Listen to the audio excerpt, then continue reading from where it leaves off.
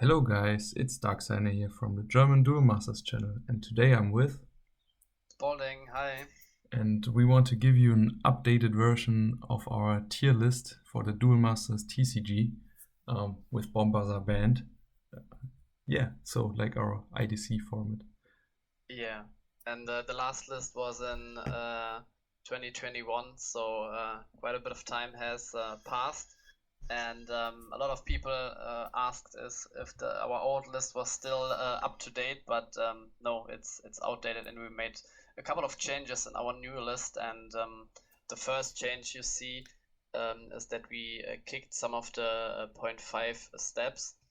We kicked the tier 2.5, tier 3.5, and everything else because we felt it was just too much of a range between the steps, and also with everything else. It's basically everything you don't see on the list as everything else at the moment, and if it proves to be a good deck, then we can conclude it in our next updated version. And the same with the decks we have here.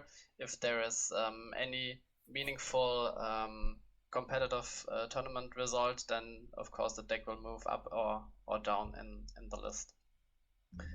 And also another change we made is we categorized and summarized some of the decks into a shell. We call it like shell. We name the colors which the deck plays, and then just with a shell you can play a color combination, and then different decks with this color combination. And we concluded this all in and we try to conclude it in the pictures as well, so we will have less decks here than in our previous video.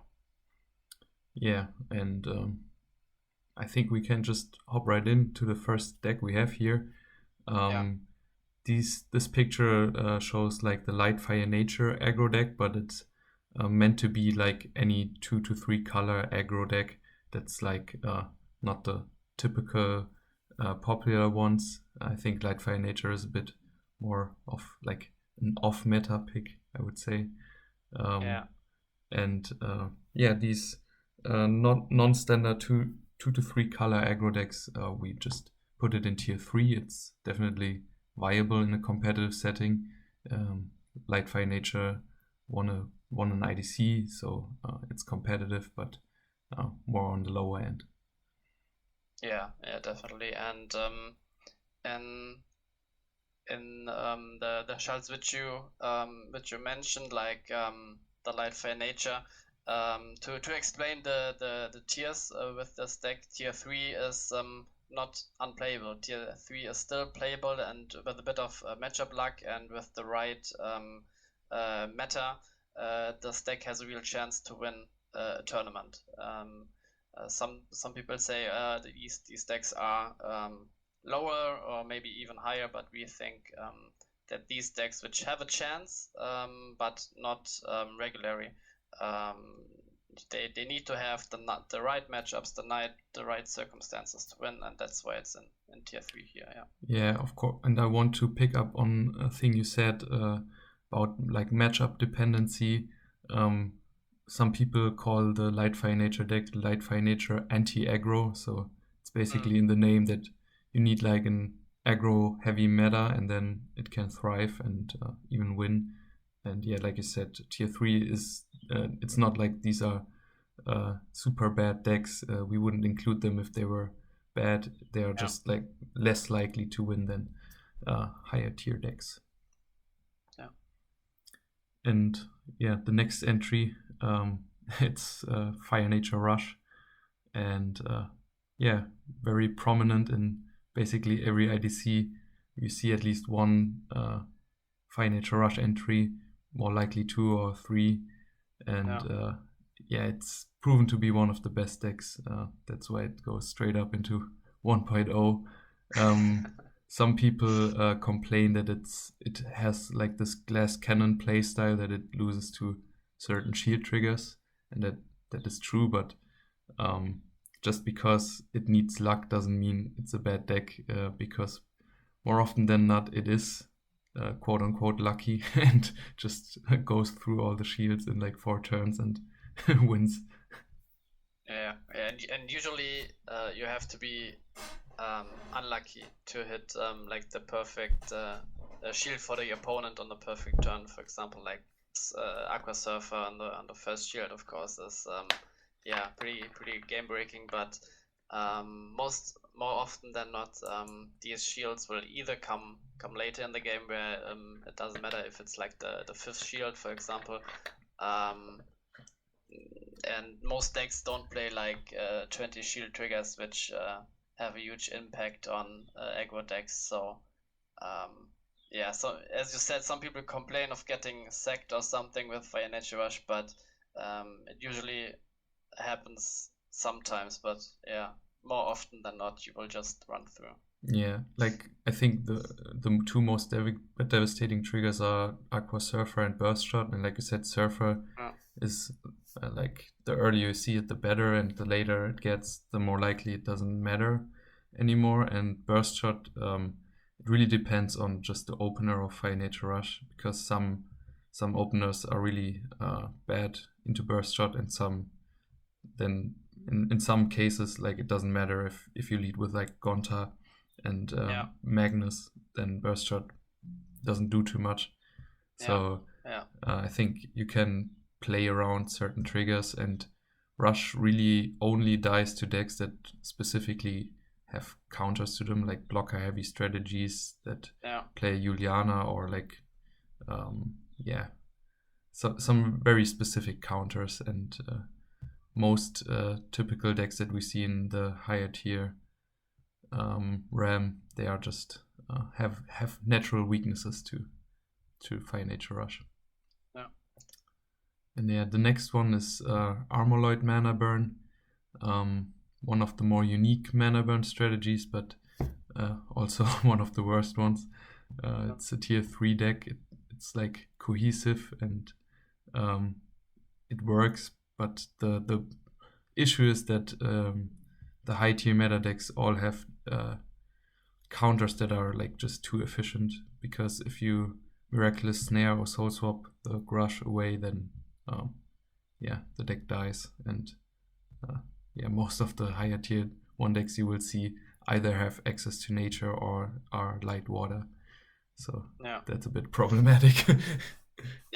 And the problem with this deck, or like with any deck, it relies on like one creature, and sometimes you just don't see the creature, even if you play like a 4-off, play maybe some card draw, like Energy Stream. You still have games where you don't see the card, and then you'll just die. And maybe in later lists, it will go to like everything else, or not even be on the list, because we haven't really seen a representation of the deck lately in the tournaments. So maybe in a future list it will come off completely, but for now it's on the bottom of tier 3. Unless someone finds a way to break it, because like in my mind it's like a rub version of the deck, but we have seen people experimenting with fire, darkness, light versions of it, with like Petrova and Smash Warrior, because that's like a really cool field control combination. Maybe this, like, if you take the deck into another direction, maybe it can work out, but for now, like, all the variations didn't see too much success. I think Otto brought a Ruby version once, so even combining all 4 colors. So yeah, we have seen it in IDCs quite a few times, but not with huge success. So yeah, deservingly in tier 3. And the next one, we have the first shell that you talked about in the beginning, which is the Boogie shell. So like light, water, darkness, nature combination. And we have picked Bliss Totem and Mana Bonanza as the picture, because earlier we thought of like big heavy control decks with these 4 colors, and they definitely have their place in the meta.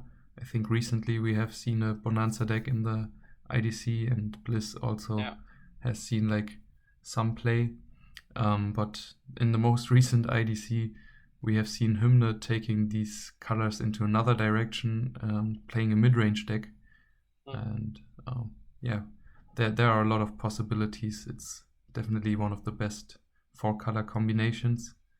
And yeah, at the moment we have decided to put it at the top of tier 3.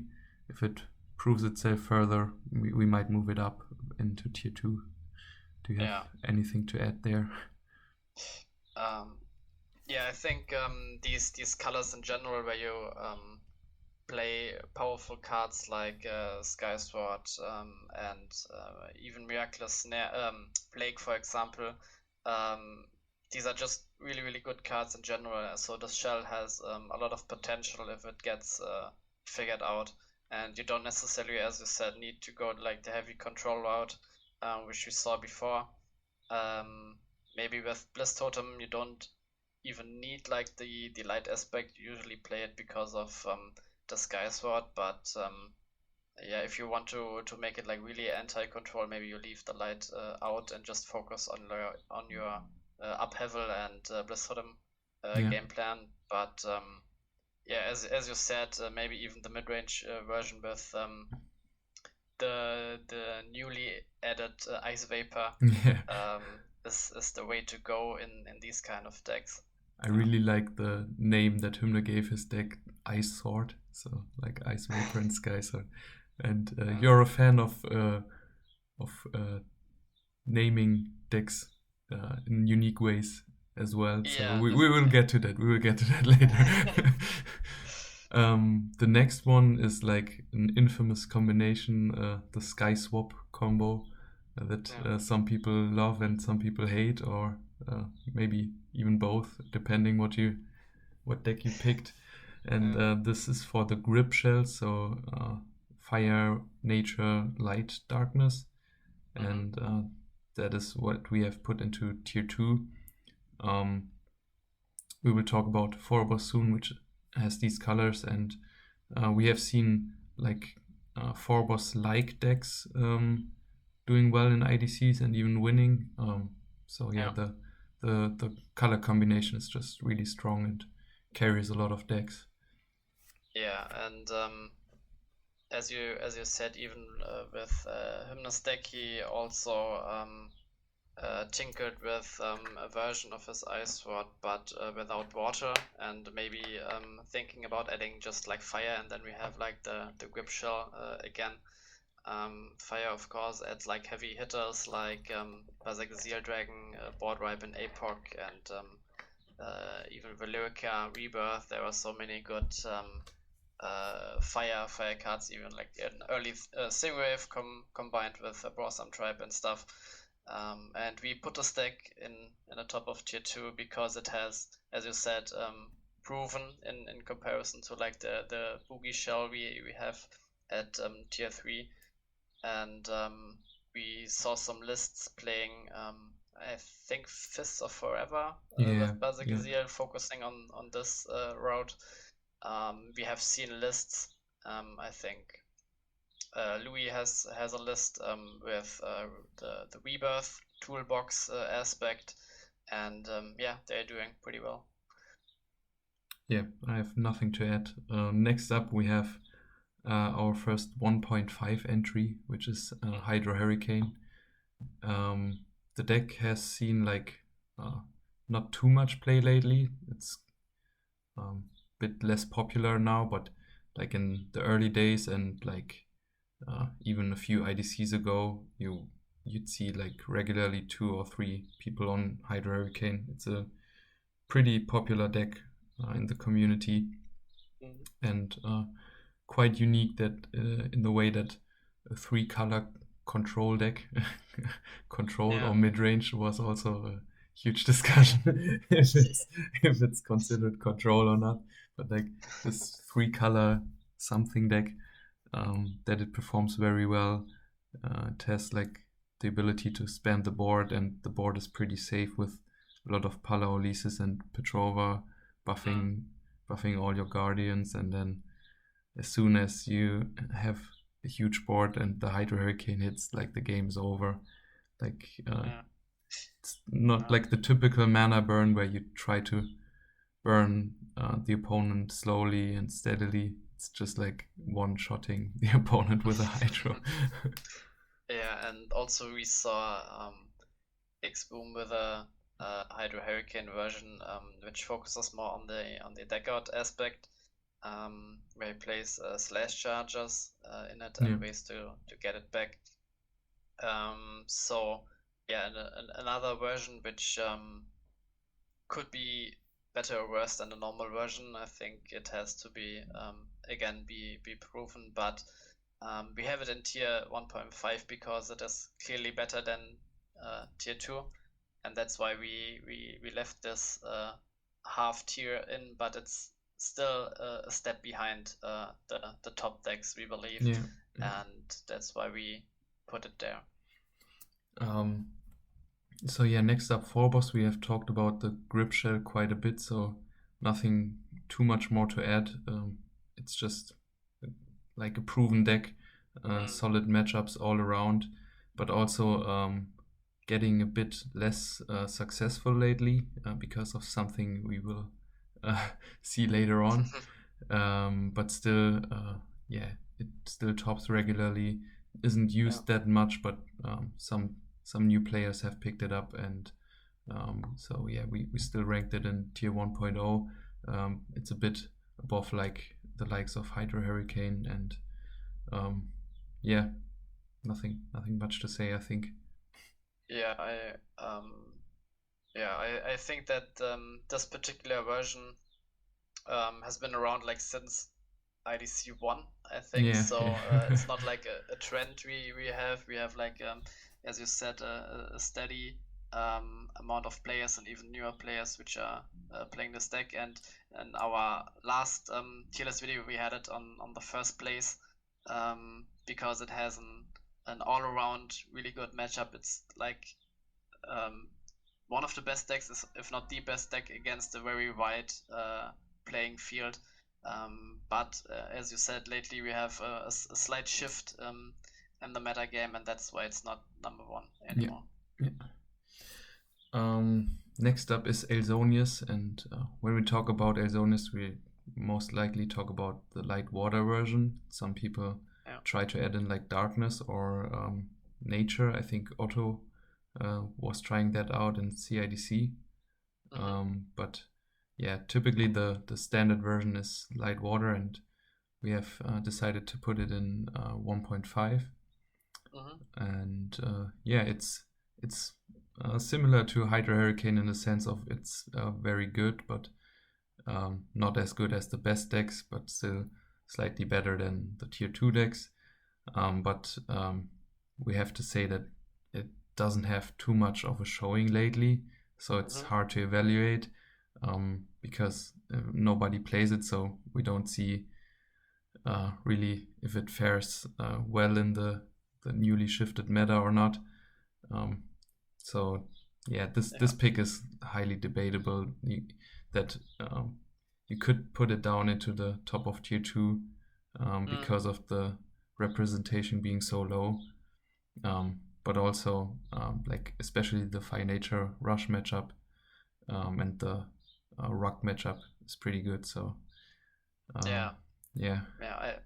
I also think that in our next video, this deck will be somewhere else, even in tier 2, as you said, maybe even a bit lower than the top of tier 2, because as you said, we don't have anyone who represent this deck. And when you make a tier list, you have to look at what is really good, but also what is being played. And if a deck is in theory really good, but no one plays it, then maybe it's not good. Because then if it's good, then someone would play it. And yeah, I think really the future placement of the deck depends on how like people will use it in the future, or if people will use it.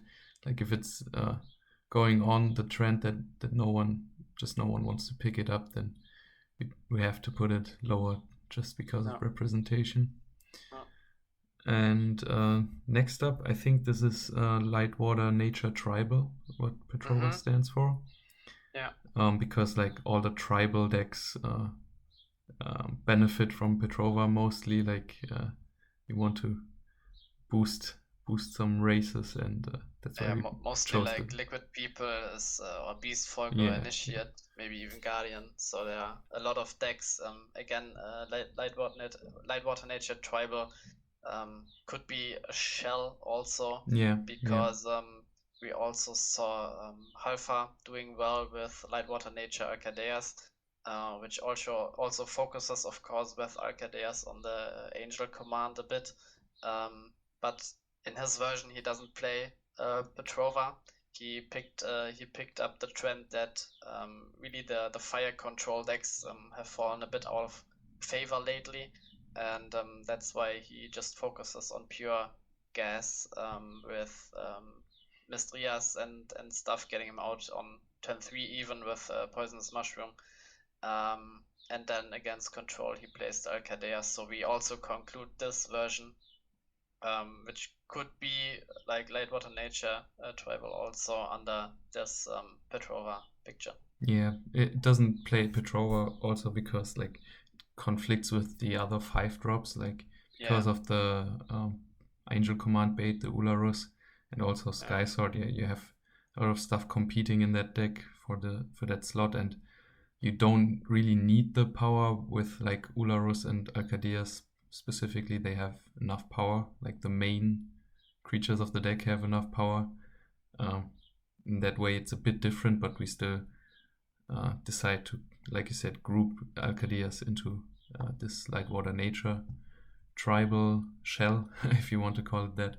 And it's a very good tier 2 deck, or tier 2 decks, because they have their niche, especially against the deck that's up next, Fortress Shell, which has some issues with like very wide boards, not really with like the power buff from Petrova, because it doesn't play power-based removal, but like Miraculous Plague is the only mass removal of the deck. So when you can spit out a lot of small creatures very fast, then the deck struggles. But otherwise, like the Fortress deck, in the past only Halfa really played it, and he innovated it a lot. And when it came to a point where it started to see success, other people picked it up as well, and also gave their spin on it, and like tried different ratios, tried different cards, like the Ice Vapor tech that is getting super popular right now, and Solomon adding more copies of Miraculous Plague to get around the problem that it loses to white boards. Stuff like that. The Lightwater Nature Tribal, I think some people even call it like Lightwater Nature like Swarm, because you swarm the field with like Hulkers, Magris, maybe Terrorhorn, maybe Lucky Ball and stuff. So or also some people call it +1 aggro, because the cards I mentioned always draw you a card, which gives you a card advantage. And so maybe we will not call it like tribal in the future, and just like Lightwater Nature Swarm or Lightwater Nature +1 or whatever. But for the moment, we go with the tribal aspect. And you talked a lot about the Fortress already, which is up next. And I think we can safely say that the Fortress deck in the Boogie Shell again is on the top of everything else. We believe it's tier 1.0, and it's just every deck we have like in tier 1, or even some decks in tier 1.5 are oppressive to some point where the opponent can't play the game anymore, and Fortress does it like best in our opinion. When you don't have like any mana, or just like 2-3 mana, and you want to play your Lost Soul or something else, then you just can't play the game. And that's of course maybe frustrating for some people, but for the people playing the deck, it's the game plan, which is an attack on your resources, which is really hard to prevent. So you can always like prevent your opponent attacking your shields. I mean, you can prevent it by playing a lot of blockers. You can play a lot of shield triggers to counteract aggression, but there isn't really a counter to destroying your opponent's mana. So yeah. Like there are effectively like two ways to counter mana burn. Like there are some niche cards, like there's Snorglar, but the problem is that card dies to one of the best cards in the deck in Miraculous Plague, because it doesn't destroy the mana, it bounces the mana and also bounces the Snorglar itself. First. Yeah, so it, even if it prevented like mana bouncing, it wouldn't help. So that counter is really bad. And like the next best thing to counter is just to ramp yourself really fast. Like that's why something like Mana Bonanza has a niche in the meta, because if you can resolve that, your opponent isn't able to burn all that mana, and like just the Sky Sword Soul Swap combo getting to a high amount of mana early on can help you against Fortress Burn. And but outside of that, the best counter you have is like be faster than the opponent can burn your mana, and that's why like Fire Nature Rush is up there. If, like in turn 4, Fortress Burn isn't set up yet, and if you win at that point before the opponent establishes his game plan, then you have a chance. But Fortress really getting more and more solved helped it to reach the number 1 position in our tier list, because earlier versions had like clunky anti-aggro cards like Juliana in it, like even some versions played 4 copies, and now it's just like the Sky Sword Soul Swap spam helps you against aggressive decks, and like 3 to 4 copies of Miraculous Plague help you against swarm decks. So even like the rush and aggro decks aren't unwinnable for Fortress, and then like any control deck really folds to it, because most control decks play 4 colors, and with a Fortress you often take away a whole color with 1 burn, and then your deck really folds against that. So at the moment we have seen a lot of success for Fortress Shell, winning multiple tournaments, a lot of players playing it. It sees huge representation, and rightfully so. We think it's the best deck at the moment. Yeah, and also another aspect against aggro decks is just Aqua Surfer, which we have also seen in the shell lately. And if the meta gets more and more to aggro, then of course more Surfers are added, because Surfer is of course the best shield trigger against aggro, but also helps against control, because Surfer only says that you can bounce a creature on the field, doesn't have to be the opponent's. When you play against aggro, you can just play the Surfer and bounce your own Fortress Shell and then play it out again. So the Surfer is not a dead card against control either. So just a lot of cards which serve multiple purposes, which make the deck really, really great. Yeah. And next up we have an old classic, Merino. Like I think people would call it Merino Control, but recently I think if you want to have success with it, you probably go into more of a mid-range route, like you did in IDC 6, but that's also a pretty long time ago. It was like two years ago. Pretty exactly 2 years ago, because we are at IDC 30 now, and IDC 6 is way far back. But I believe with Merino you have to go the mid-range route, because when you want to play like control, then you are just playing like a worse version of like Hydro Hurricane with this colors. I agree. Also you could add like fire and play like Ruby Control, or add nature and play like Fortress, for example. I think the control route is just not viable with these 3 colors in mind, and you just focus on like your early clams, for example, to counter like the Brosnan Trap into Sky Sword combination. And that's the way to go. And I think in our last version we had it like in the middle of tier 2, and it definitely has fallen again a bit, so we have it near the bottom of tier 2 at the Yeah. moment. We have some players which still play the deck. I think Garabon played it at like one IDC, and went. I don't know which results he had, but we definitely see it.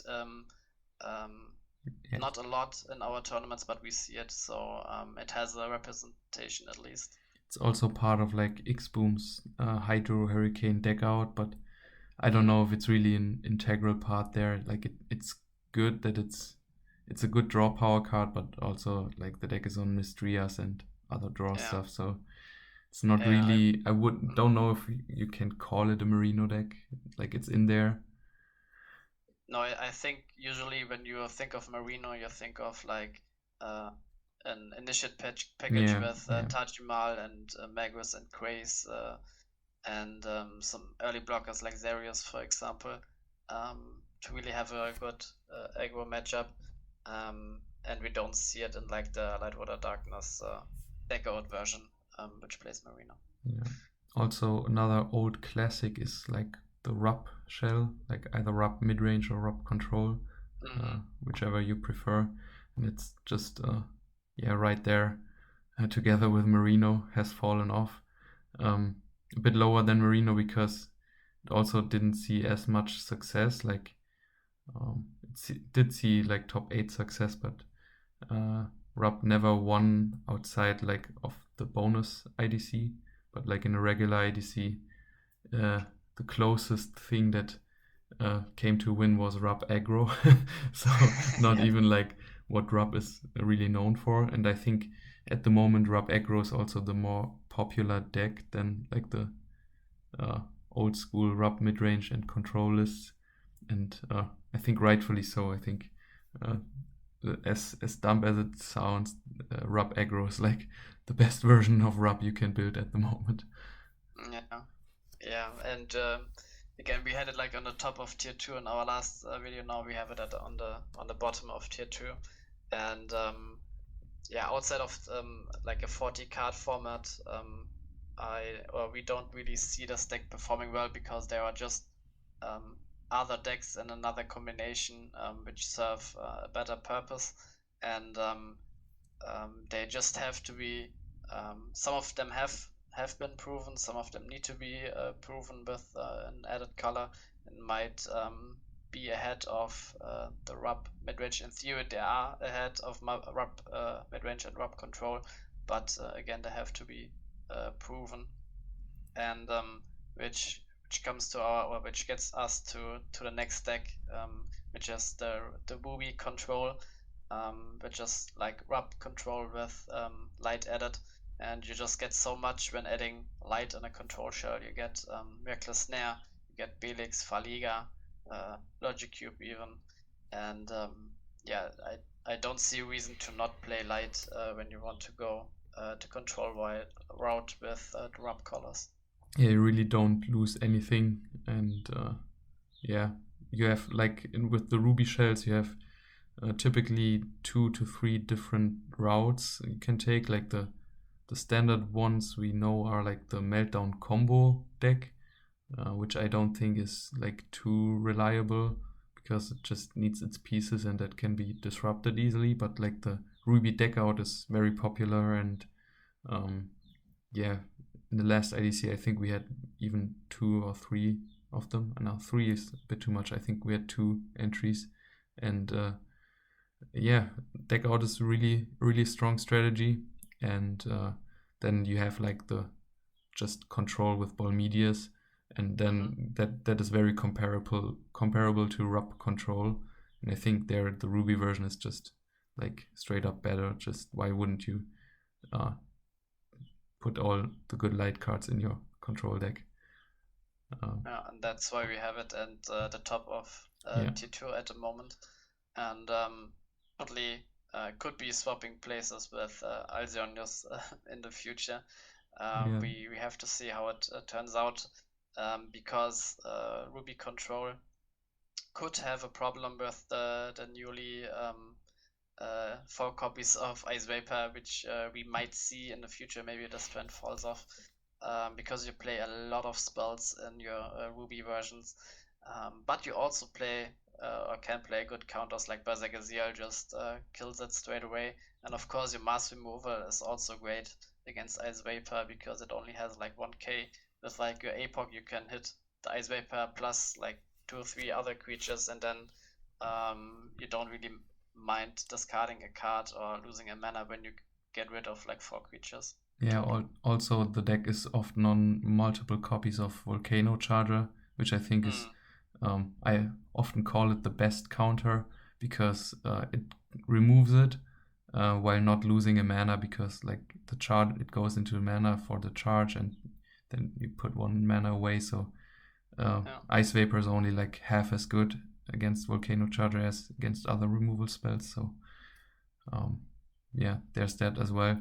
And like you said, it's really good performing. It's not like the issue with it. It's not like super unfair. Like attacking the cards in deck is certainly a bit like of an unfair thing. But when you look at like the top decks, like when you burn the opponent's mana, or you are just so fast that the opponent can't keep up, those are just a bit more unfair strategies, which lead to them being a bit more successful.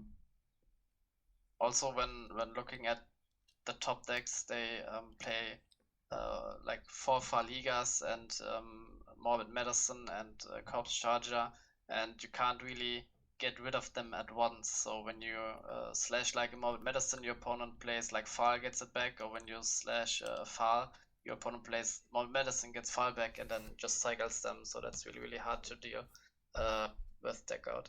That's why it's not really on the top at the moment. Yeah. In the next entry, I think I will let you talk about it. I think you know best what to tell the viewers about it. Yeah, we have the Grub shells. So we have the Miraculous Rebirth and Miraculous Plague here to represent those 4 colors. And usually when you think of this color combination, we had in the past some mana burn strategies with Reap and Sow, also with Plague. But also it can be played like similar to our Boogie shell. It can be played as a mid-range version, and in my opinion, then it's the best, a better Rub mid-range, because you add the nature aspect and you get Brotham Tribe, you get Soul Swap, you already play Arc in your Rub control, so you play Arc here too, which also serves like as a good mana source here. But again, it has to be proven a bit more to be ahead of Rub mid-range. So that's why we put it at the top of tier 3. Yeah, just like Hymna's Ice Sword, it has been played like 2 times, and I got 4th and 1st, I believe, with this deck, but it still has to be proven a bit more. Of course, it can implement the Ice Vapor really, really well. It plays Miraculous Rebirth, and all the control decks are playing Skysword and Farliga, and then you just Rebirth on them, get out your Ice Vapor. So it has the potential to be ahead of Rub mid-range and be in tier 2. But for the moment, yeah, it's, I think, right behind the Boogie shell. Yeah, and nothing, I don't have much to add anymore. Like we said before, like these 2 color combinations at the moment top of tier 3, but only because they haven't proven themselves enough yet, but they are on a good way. I believe in those 2 shells. I think with more time and more tournaments, I'm guessing they get ahead of like the old classics in Merino and Rub, and take tier 2 spots, I think. And therefore also, sadly, I think Merino and Rub can probably fall down even more into tier 3 category. That could also happen. But also I just want to hear one more time, what do you call your Grub mid-range deck? Yeah, I had like two names for it. The first name was 4-box because it plays like 4 colors and is like a toolbox deck because I play like 21 one-offs. And yeah, it leans to like the Phobos name and just call it like 4-box. But the one which like Solomon picked up is a Grange, which sounds strange, but yeah, that's like the deck is. It's really strange because it plays 21 one-offs and still works. And also with Grange, you have like the grub aspect in it and the mid-range aspect. So grub mid-range, when you combine these two words, you get Grange. It sounds strange, but it is strange. So Yeah, I yeah. like this name, but I can see why some people are looking at it and find it a bit cringe. Next up, we have a very classic deck, but that still performs very well up until now, which is Rug Aggro or Water Nature Fire Aggro. Yeah. I really like the naming, and we put it in 1.5. It's like the Bombazar-less Bombazar deck. Yeah, I think it's a classic, and most of the community knows it because it was a deck concept in the past, and yeah, still performs very well today with a few modern takes on it, like just a few tech slots that change depending on the meta. I think it's pretty solid against like the two top control decks, against Fortress and Phobos, because of its sheer speed. Like it has the speed of Fire Nature Rush, like not exactly, but it's close to the speed of Fire Nature Rush, but also has some bit more like gas in the tank for later turns. Like it can top deck speed attackers and top deck like Hulk's Lucky Balls that just give you whiteboards after your first like wave was cleared. You have just constant pressure with the deck. That's why I think it's so good into the top control decks. I think its main weakness is that Fire Nature Rush is just like feels unbeatable. Like without First Shield Surfer, there's no chance that you beat Fire Nature Rush, because it's just like you play basically a mirror match where your opponent just always starts like a turn earlier. Yeah, and in our last tier list video we had it like on second place even up in tier 1, but yeah, because of this huge weakness and being in Fire Nature Rush also constantly being represented in the meta game, it has fallen like the half step down. Yeah. But still believe you got second with this deck, and maybe with a bit more luck, or just like not being unlucky, not seeing like a turn 2 play in all 3 games you played. It could have easily also won another tournament. So yeah, definitely a strong deck which can adapt to the meta game really easily with the tech slots it has. Yeah. Another like one thing I want to add to the deck is that some people like might misplace it in their like tier lists or like their rankings, because I think while it has a very good matchup into the top control decks, it's not like overwhelmingly a huge advantage. Like if Phobos and Fortress see their Bronze Arm Sky Sword swaps early, then you're also having a hard time. Or like when Hydra Hurricane sets up their blockers and you don't see like a way into like the Scarlet or Galgalife tech, then you also have a hard time. Yeah, like I think it has a good matchup into them, but it's not like it just completely crushes them. That's why it's, I think, properly placed. Like it's a very good deck that you can't. I think a lot of people also slandered it too much. Like some people overhype it, and some people just undervalue it very much and say it's not tier 1. And I disagree, because like Solomon often says it's not even a meta deck, but that's not true. I think it's the best aggro deck. Like if you take Rush out and like take Rush as a whole own entity, then it's the best aggro deck we have. Yeah. Next up, we have Tulk and Polygon as 2 1-drops, just representing any like 2-color rush deck. Doesn't need to be with those colors. It can also be like Fire Water, which is like considered more aggro than rush, but also like Fire Dark, Fire Light, Light Nature, Dark Nature, even like all the possible combinations we have for rush.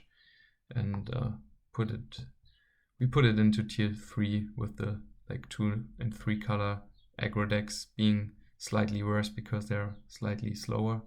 Just like the nature of being a rush deck gave the edge there in the positioning, but it's very close in power level there. Yeah, and as you said, just beginning the game on turn 1 is a huge advantage compared to like control decks, which usually start the game on turn 3, and even they only have like the 4 Borsam tribes as 3-drops, and then maybe some reactive cards like Dimension Gate on turn 3, or sometimes Snare, but yeah, the proactive game plan from the rush decks can easily overwhelm unprepared opponents' unprepared decks, and that's why it's still meta relevant. But again, we don't see it being represented that much because Fire Nature Rush is the second best deck, and why would you play like a much weaker version of the best deck in the format? Yeah, that's exactly the case why it's so much lower than like Fire Nature, is because whatever combination you choose, it's always just for style points. It's like there's no real benefit of not playing Fire Nature Rush. Like there's just none. If there was like a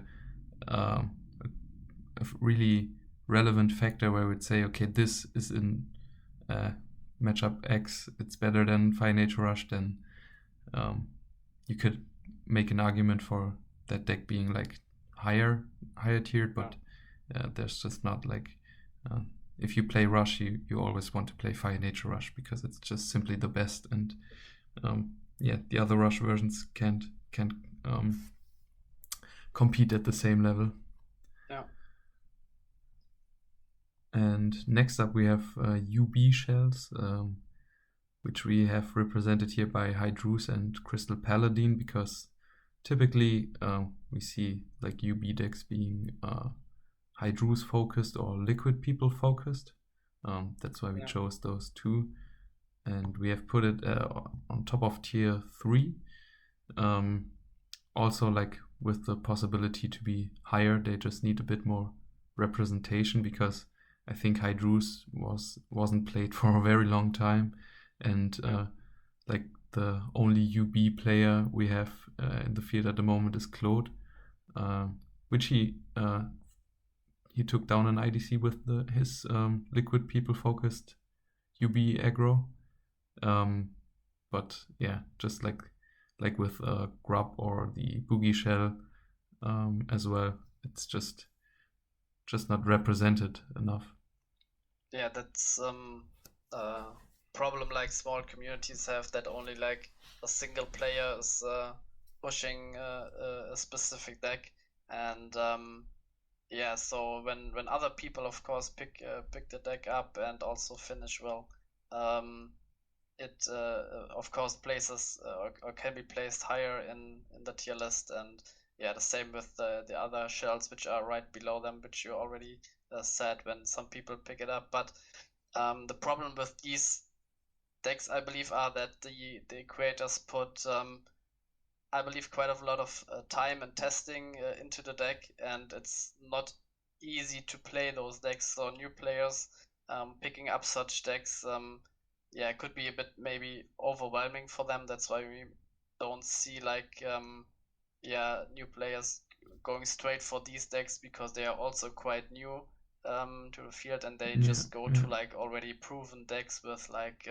Fire Nature Rush and maybe Fortress and even Phobos, they know they are really good decks, and maybe they are not playing it perfectly, but because the shell is so strong, the deck carries the people sometimes. Yeah, that's true. And next up we have Water Nature aggro, which is like just rock without fire, but also we include Water Nature Dark in there as well. Like Water Nature is like the base of the deck, and then you can add Dark into it because like we have Water Nature with fire added here in Ruck, and Water Nature added with light here in Light Water Nature Tribal.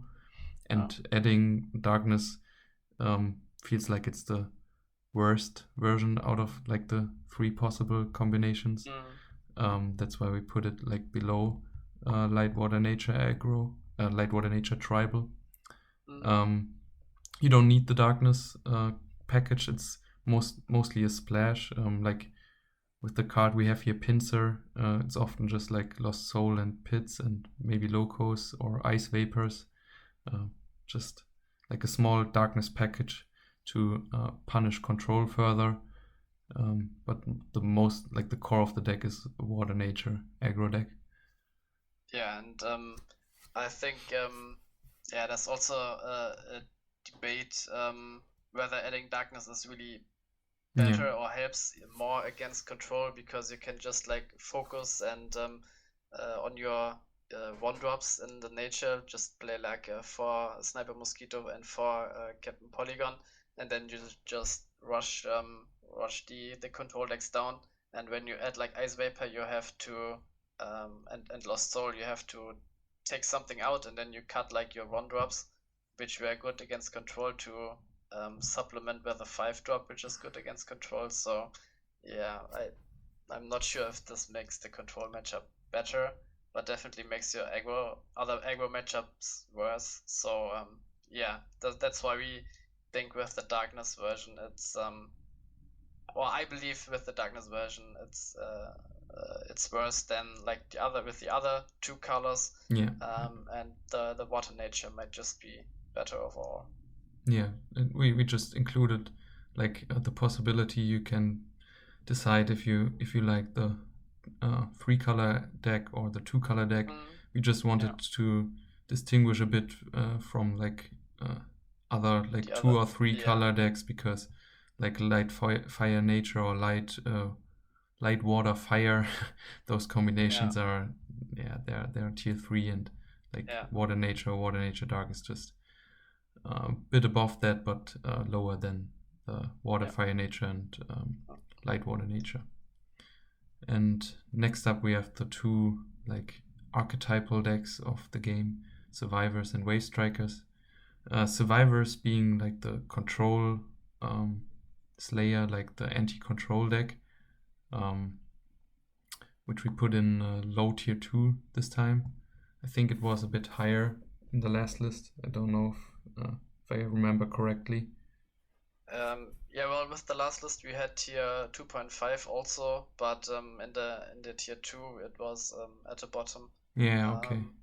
But we have also seen like the classic Dark Fire Nature version, but with this version you have a really strong showing against control, but lack a bit of defensive powers against aggros, and that's why some people, including me, have added light to the deck to make the aggro matchup a bit better, and also in like adding one of the best survivors in Petrova, which boosts like everything on your board, and you are not being like completely devastated by fire mass removal. But again, these versions have a bit been proven in the past. I think Otto or Sasso played it. I think Otto. Yeah, I think Otto played the 4-color version. Second place.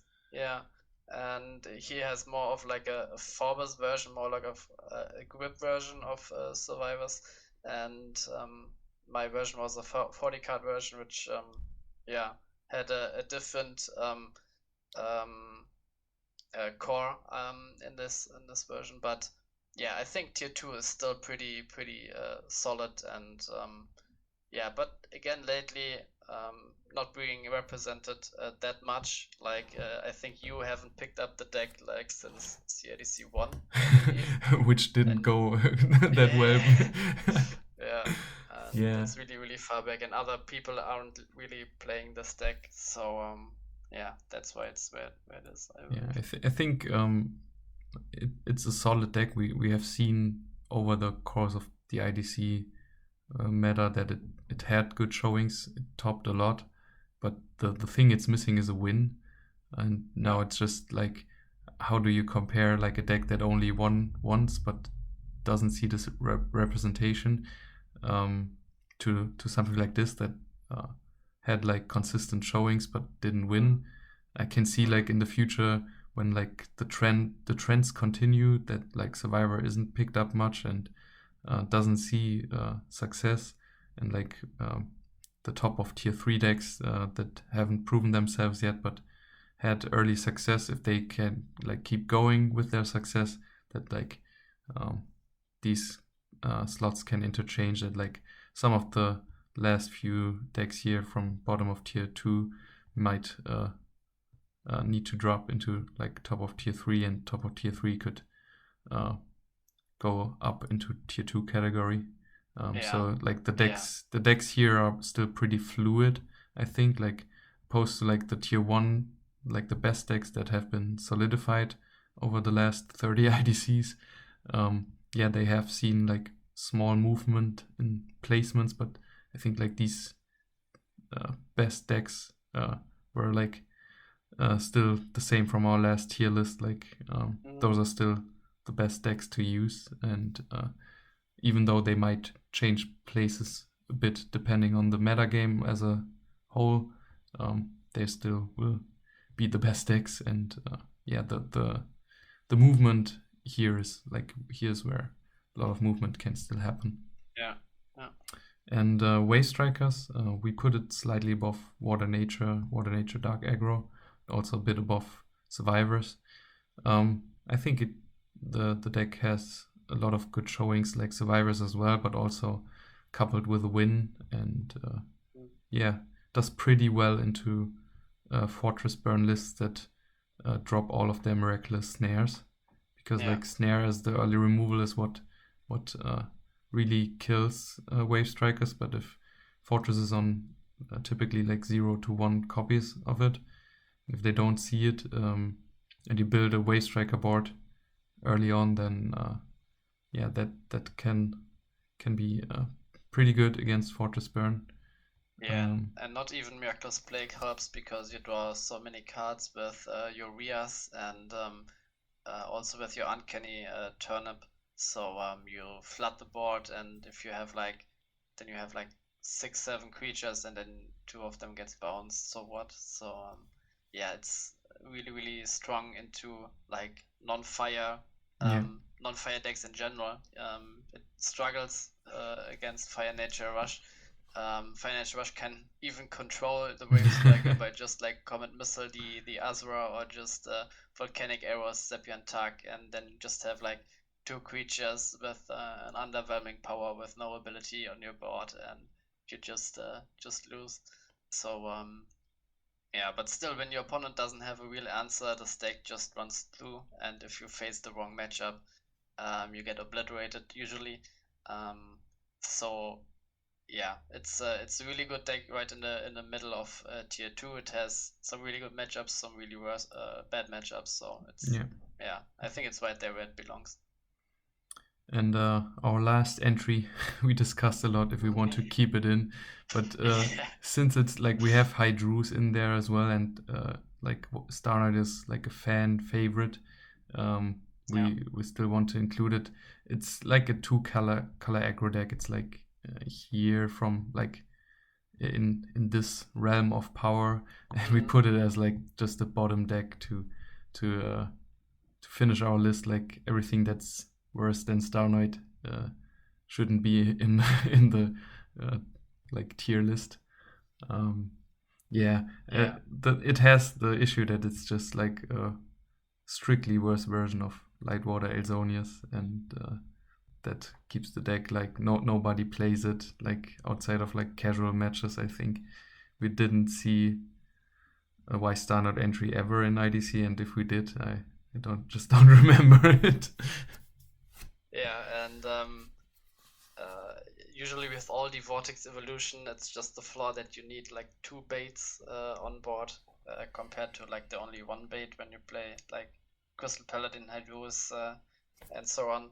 And yeah, all Vortex Evolutions are pretty could be good from their effects, or should be good, but again, having 2 baits which survive like 1-2 turns, and then you play your creature on top of it, it's just too much to ask. But yeah, we would have kicked the deck, but really recently some new some players, including me, have posted a version of Starnoid with Ice Vapor in it, because naturally you would think the Starnoid deck is really good against aggro, but just gets killed by every control deck there is. And by adding like 4 Ice Vapor, your control matchup should be better than only like when you play Light Water.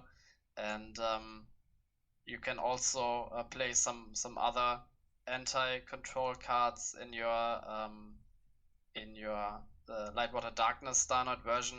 You could play like Graveyard Recycle in like Bad Doctor or like Morbid Medicine if you want, because yeah, of course, control will discard you recently, or will destroy your creatures. You get them back. You get like a 2-for-1 with Morbid Medicine, for example. But yeah, just going a bit too in detail here, I think maybe we can see a more representation in the future, because some people have posted versions of their deck, and maybe we see the first entrance of Starnoid, which can solidify its position here, maybe even go up when this deck is a breakout with the new tech.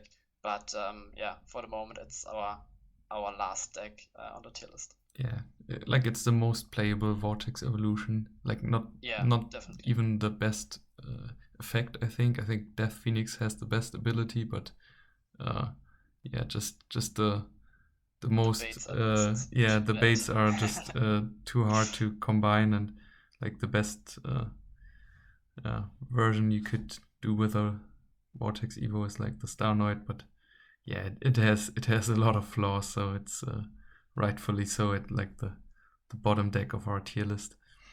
And yeah, with that being said, I'm very curious on how the community will react to the new ban list, what people have to say, because like you will always get like 100 different opinions on the tier list, because some people love their decks or hate some decks, and yeah, or like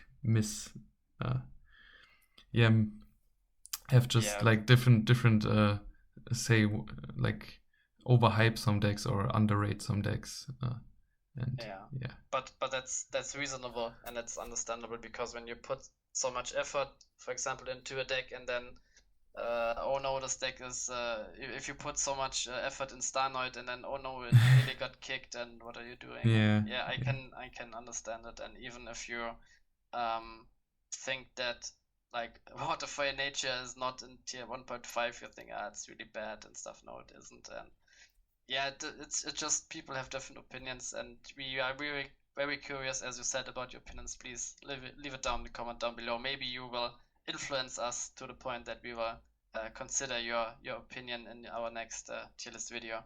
Or maybe even if you think a deck should be somewhere else, then join our tournaments, our monthly tournaments, and play the deck and show that it is better than where it is right now. Yeah. I think those were good closing words. I don't have anything to add. I hope you guys enjoyed this tier list, this updated tier list video. And yeah, with that being said, goodbye and see you next time.